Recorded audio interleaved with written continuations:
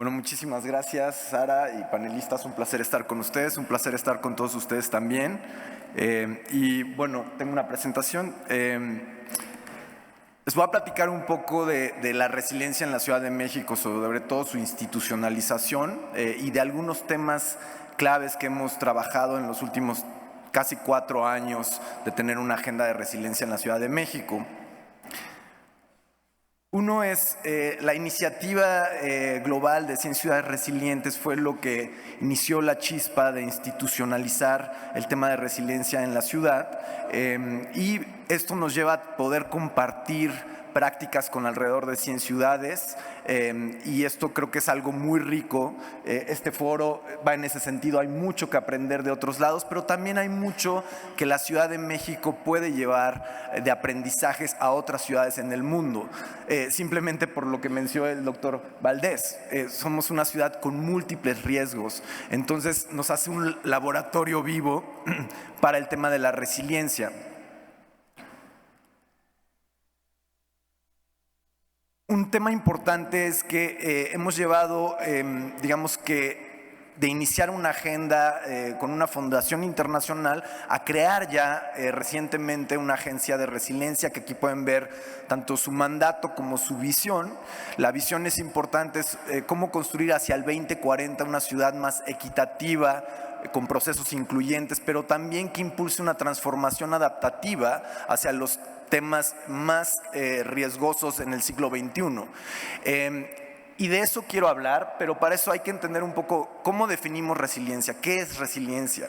Y resiliencia es esta capacidad de sobrevivir, adaptarnos y generar bienestar independientemente del impacto o de la tensión crónica a que un individuo, una comunidad o un sistema dentro de una ciudad pueden ser afectados.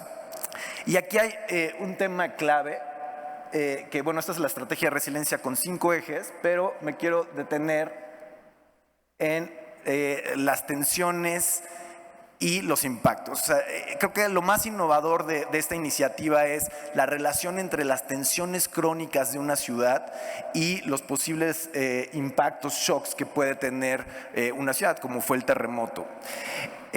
Algo que identificamos como clave en la construcción de la estrategia de resiliencia fueron 3 elementos. Uno, claramente que estamos en una zona de múltiples riesgos. Tenemos todos salvo tsunamis, pero todos los demás los tenemos. La otra es la inequidad social. Esta tiene una expresión a nivel espacial muy fuerte y eso es un determinante de vulnerabilidad. Porque no es lo mismo vivir en la ciudad central que en la ciudad periférica. Los niveles de vulnerabilidad son muy distintos. Y por el otro lado tenemos una pobre planeación de largo plazo y una coordinación regional también débil. Hay una debilidad de coordinación en muchos temas, sobre todo asociados con las grandes tensiones crónicas, como es el abasto de agua y la movilidad a nivel metropolitano. Otro tema muy importante que ya lo mencionó el doctor Valdés es entender el pasado para entender también o poder investigar los riesgos futuros. Si no entendemos que esta ciudad era un lago y que ese lago condiciona el suelo y múltiples riesgos hidrometeorológicos, claramente éramos un vaso receptor de agua, ¿no? Y por el otro lado pensar cuáles son los riesgos nuevos. El cambio climático está cambiando, haciendo más extremos los riesgos hidrometeorológicos, ¿no? Entonces hay que relacionar tanto ver al pasado para entender los riesgos que tuvimos en el pasado, pero también ver cuáles son estos nuevos riesgos que podemos tener y que ya estamos experimentando, por ejemplo, como en el tema de cambio climático.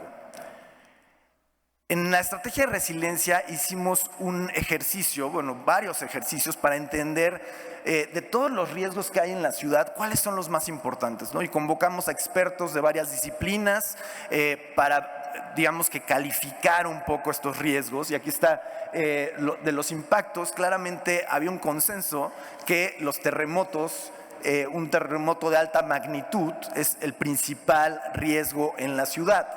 Es el que más afectaciones puede tener. Sin embargo, hay otros impactos mucho más recurrentes y que tienen afectaciones directas o indirectas. Por ejemplo, tenemos inundaciones o encharcamientos prácticamente cada año que afectan severamente a nuestro sistema de movilidad. Entonces, bueno, en este sentido aquí está cómo distintos expertos priorizaron los impactos. Pero un tema clave era entender, bueno, ¿y cuáles son las tensiones crónicas más importantes de la ciudad? Y claramente muchas están relacionadas con la pobreza y la gran inequidad que hay todavía en esta ciudad. Digo, si nos comparamos con otros estados, pues probablemente la inequidad no es tan alta o la pobreza, pero seguimos estando en una ciudad que es altamente inequitativa. Y por el otro lado, todo el tema del agua también surge como una de las tensiones crónicas más importantes. Y ahí es donde yo quiero centrarme en esta presentación, la relación entre los impactos y las tensiones crónicas y cómo eso puede generar riesgos muy severos para esta ciudad en un futuro. Y entendiendo que éramos un lago, pues entendemos que somos propensos a inundaciones. Estas son las zonas más importantes con propensión a inundaciones. Este es un escenario en donde hay afectaciones en el drenaje profundo y entonces serían las zonas que se verían más inundadas del lado derecho. ¿Y qué partes están ahí? Pues está esta zona, el centro histórico, el centro financiero de la ciudad, los aeropuertos, la central de abasto. Tenemos la infraestructura estratégica, está en un lugar que pues es propenso a inundaciones. Eso hay que entenderlo y es un tema muy importante. Pero por el otro lado, estamos en una zona del país que también es propensa a una sequía, paradójicamente. Y hemos experimentado en últimos años sequías tanto en California como en Sao Paulo, ciudades como Los Ángeles, Sao Paulo, que son de una dimensión similar a la Ciudad de México.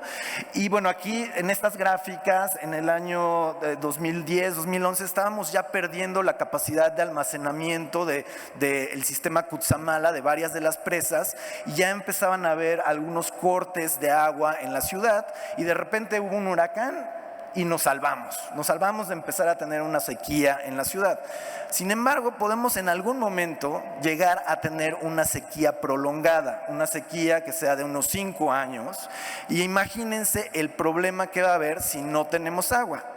Sin embargo, el punto más importante al que quiero ir aquí es la sobreexplotación del acuífero. La sobreexplotación del acuífero nos está llevando a que algunos académicos, sin tener una fecha exacta, nos dicen, si seguimos como vamos, estamos sobreexplotando 2 veces el nivel de sostenibilidad y probablemente en 30 o 50 años no tengamos la fuente de agua del acuífero. Eso tiene 2 gravísimos riesgos. Uno, que es muy presente y está presente en el sismo que acabamos de tener, es los hundimientos diferenciados que hay en la ciudad y que tienen fuertes afectaciones tanto en la infraestructura superficial, edificaciones, vivienda, como en la infraestructura subterránea.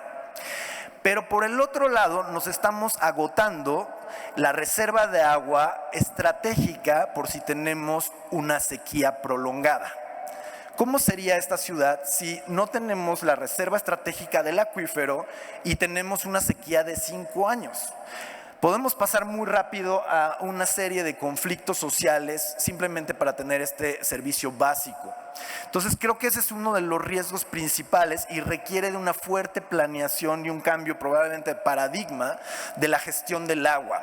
Porque hoy en día perdemos alrededor del 42% del agua en fugas. Tenemos que tener el objetivo de en los próximos 5 o 10 años movernos a reducir eso por lo menos a la mitad y tener una política muy agresiva y de entendimiento del acuífero y de mantener una reserva estratégica. Aquí el Fondo de Agua de reciente creación, que es una iniciativa con el sector privado, la sociedad civil, las universidades y el gobierno de la ciudad, ya hemos identificado del suelo de conservación en la ciudad cuáles son hay 13,000 hectáreas prioritarias para la recarga del acuífero. Entonces tenemos que ir avanzando y defendiendo el acuífero y su sustentabilidad en tiempos de cambio climático. Es algo estratégico, yo diría incluso de seguridad nacional. Claramente, si pensamos en esto del acuífero, tenemos que pensar a nivel regional, tenemos que pensar a nivel de cuenca. No podemos seguir pensando a la escala de solamente la Ciudad de México. Tenemos que pensar tanto a una escala metropolitana, pero también a un nivel megapolitano. Hay riesgos y tensiones crónicas que no se pueden resolver sin una coordinación a nivel megapolitano. Y bueno, con eso concluyo. Muchísimas gracias.